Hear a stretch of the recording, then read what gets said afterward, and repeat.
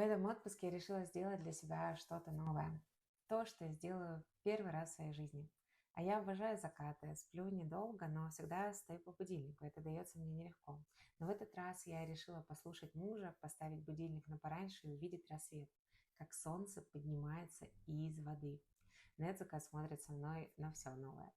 Рассвет от заката отличается визуально и по эмоциям. По температуре, цвета и воздуха, по краскам, разлитости их на небе, по тишине вокруг, по палитре красок и чувств. Визуально похожие, но такие разные.